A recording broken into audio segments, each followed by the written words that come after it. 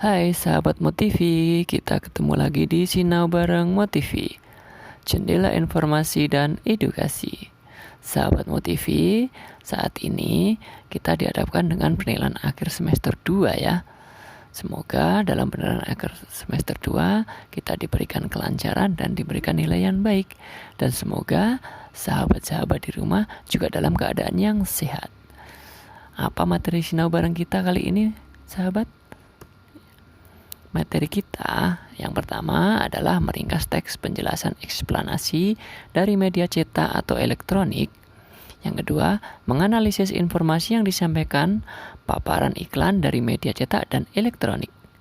Yang ketiga, menggali informasi penting dari teks narasi sejarah yang disajikan secara lisan, secara tulis menggunakan aspek apa, di mana, kapan, siapa, mengapa, dan bagaimana.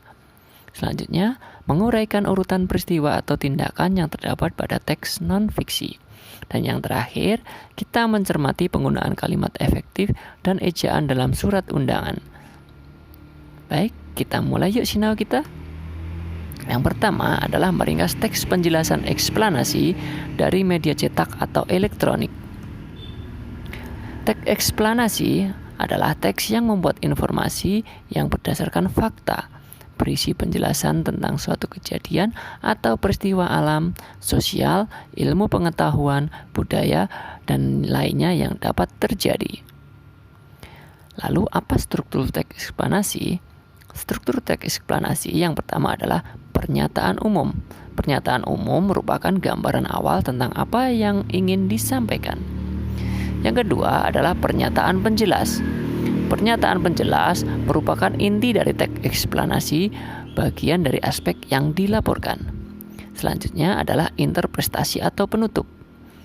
Interpretasi atau penutup adalah bagian akhir dari teks eksplanasi yang biasanya berupa kesimpulan.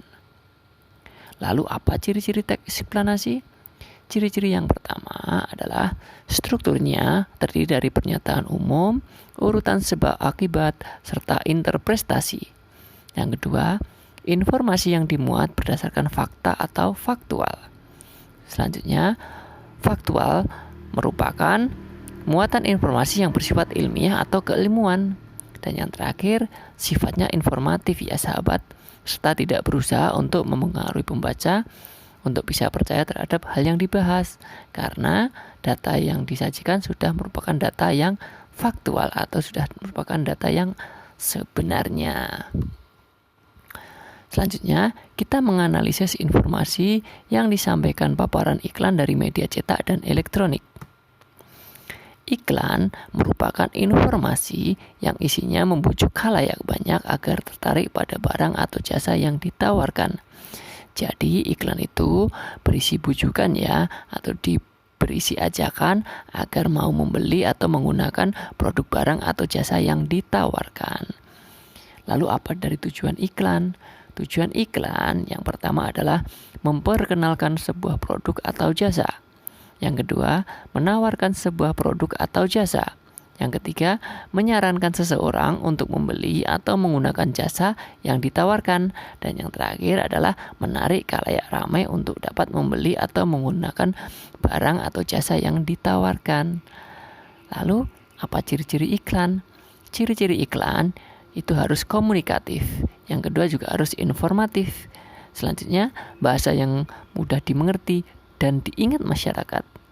Dan yang terakhir, sifatnya menarik perhatian dan ajakan untuk membeli menggunakan barang atau jasa yang ditawarkan. Nah, itu adalah tujuan dari dan ciri-ciri daripada iklan. Lalu, ciri-ciri bahasa iklan itu biasanya adalah sesuai sasaran. Kalau sasarannya anak-anak, tentu kita juga menggunakan bahasa di anak-anak. Untuk dewasa, tentunya kita juga menggunakan bahasa yang lebih dewasa, dan seterusnya. Selanjutnya, ciri-ciri bahasa iklan itu harus menarik, tepat, logis, dan sopan. Selanjutnya, menonjolkan informasi yang dipentingkan. Dan yang terakhir, memiliki sugesti bagi khalayak. Sugesti di sini adalah sugesti ajakan agar menarik dan mau menggunakan setelah membeli barang dan jasa ya sahabat. Jenis-jenis iklan. Jenis-jenis iklan berdasarkan isinya itu ada pengumuman, ada penawaran, dan ada layanan masyarakat. Kalau iklan media cetak itu biasanya adalah surat kabar, majalah, tabloid, baliho, poster, atau stiker. Sedangkan iklan elektronik itu adalah televisi, radio, dan internet. Iklan baris itu adalah iklan singkat yang terdiri dari beberapa baris dalam sebuah kolom khusus di majalah atau koran. Biasanya ini adalah lowongan pekerjaan ya sahabat, atau penjualan rumah atau sebagainya. Kalau iklan kolom itu adalah iklan yang terdiri atas ilustrasi berupa gambar atau foto yang dilengkapi dengan kata-kata tertentu.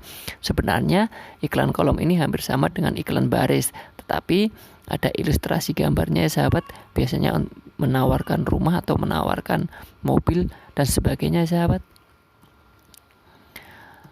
Nah, unsur-unsur dari iklan yang pertama adalah nama produk, yang kedua adalah gambar produk, yang ketiga adalah kalimat iklan, yang keempat keunggulan produk, yang kelima harga produk, yang keenam nomor telepon pengiklan, dan yang terakhir adalah alamat pengiklan.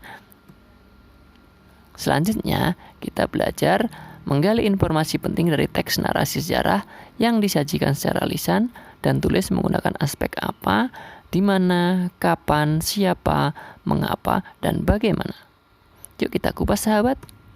Ya, teks narasi memiliki unsur penting yang harus ada di dalamnya. Unsur-unsur tersebut yaitu biasa disebut dengan namanya adiksimba. Ya, apa, di mana, kapan, siapa, mengapa, dan bagaimana. Apa yaitu teks narasi harus membuat informasi mengenai apa yang sedang terjadi, di mana harus memuat tentang lokasi kejadian, kapan berkenaan dengan waktu terjadinya kejadian, siapa merupakan siapa-siapa tokoh yang terlibat dalam kejadian yang diberitakan, mengapa berdasarkan alasan atau latar belakang terjadinya cerita atau hal yang ingin diberitakan, dan bagaimana merupakan mengenai bagaimana kejadian diberitakan tersebut bisa terjadi atau penyebab terjadinya kejadian tersebut. Lalu menguraikan urutan peristiwa atau tindakan yang terdapat pada teks non-fiksi. Unsur intrinsik cerita yang pertama adalah tema. Tema adalah gagasan pokok atau ide pikiran cerita. Yang kedua adalah tokoh. Tokoh adalah orang yang terlibat dalam cerita. Yang ketiga adalah alur. Alur merupakan rangkaian cerita dalam peristiwa. Dan yang selanjutnya latar. Latar adalah tempat atau waktu, suasana terjadinya cerita. Dan yang terakhir adalah amanat. Amanat adalah tempat, waktu, atau suasana terjadinya cerita. Dan yang terakhir kita belajar mencermati penggunaan kalimat efektif dan ejaan dalam surat undangan. Ya. Jenis-jenis surat undangan yang pertama adalah surat undangan resmi. Surat undangan yang mengatasnamakan sebuah instansi atau organisasi dan kedinasan. Bagian-bagian dari surat resmi ini adalah kepala surat, tanggal surat, nomor surat, alamat yang dituju, isi surat, dan pengirim surat. Yang kedua adalah surat undangan setengah resmi. Surat undangan yang mengatasnamakan perorangan yang ditujukan ke perorangan maupun instansi atau organisasi. Dan yang ketiga adalah surat undangan tidak resmi. Surat undangan yang mengatasnamakan perorangan yang ditunjukkan kepada perorangan untuk kepentingan perorangan, seperti surat undangan ulang tahun, undangan perayaan kelahiran, atau sejenisnya. Baiklah sahabat, sudah mengerti kan mengenai surat undangan? Dalam surat undangan resmi, kita sebaiknya menggunakan kata-kata yang baku ya sahabat. Kata baku itu apa sih? Kata baku adalah kata-kata yang standar sesuai dengan aturan kebiasaan yang berlaku. Kata baku didasarkan atas kajian berbagai ilmu, termasuk ilmu-ilmu bahasa dan sesuai dengan perkembangan zaman. Pengucapan dan penulisan kata baku harus sesuai dengan EYD, ejaan yang disempurnakan, tata bahasa baku, dan kamus umum. Ciri-ciri kalimat baku yang pertama adalah tidak dipengaruhi oleh bahasa daerah. Yang kedua, tidak dipengaruhi oleh bahasa asing. Yang ketiga, bukan merupakan bahasa gaul. Yang keempat, pemakaiannya sesuai dengan konteks kalimat. Dan yang terakhir, tidak menimbulkan kerancuan. Bagaimana sahabat? Sudah ada gambaran kan? Yuk kita latihan soal sahabat. Soal yang pertama. Salah satu contoh media cetak adalah, masih ingat kan sahabat? Apa tadi? Banyak sekali ya sahabat. Salah satunya adalah koran atau surat kabar. Ada baliho, ada majalah, ada tabloid, dan sebagainya. Yang kedua, pokok pikiran terletak di awal paragraf, namanya apa ya sahabat? Masih ingat kan sahabat? Kalau di awal kalimat itu namanya adalah paragraf deduktif. Kalau di akhir kalimat namanya adalah induktif. Ya, masih ingat sahabat? Di materi semester 1. Yang kedua, tokoh dalam cerita yang baik, ada yang baik dan juga ada yang jahat. Kalau antagonis itu watak tokoh apa ya sahabat? Tepat sekali, antagonis adalah tokoh yang jahat. Kalau protagonis itu adalah yang baik. Selanjutnya,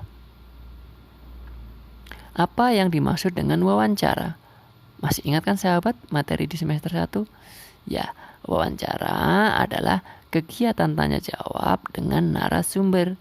Biasanya kita menyiapkan daftar pertanyaan dan kita membuat jadwal dengan narasumber dan kita menggali informasi serta kita melakukan tanya jawab untuk mengetahui hal-hal yang kita butuhkan dari narasumber. Kita soal terakhir. Surat undangan yang mengatasnamakan perorangan yang ditunjukkan ke perorangan maupun instansi atau organisasi disebut. Ya, tepat sekali sahabat. Jawabnya adalah surat undangan setengah resmi. Baik sahabat, hari ini kita cukupkan ya bersinau bareng kita. Semoga yang kita bahas di sinau bareng kali ini bermanfaat untuk sahabat. Dan semoga sahabat mendapatkan nilai yang baik dalam penilaian akhir semester 2. Sampai ketemu lagi sahabat. Semoga sahabat senantiasa diberikan kesehatan dan diberikan juga nilai yang baik dalam penilaian akhir tengah semester. Sampai jumpa sahabat bersama Motivi, Jendela Informasi dan Edukasi. Dadah.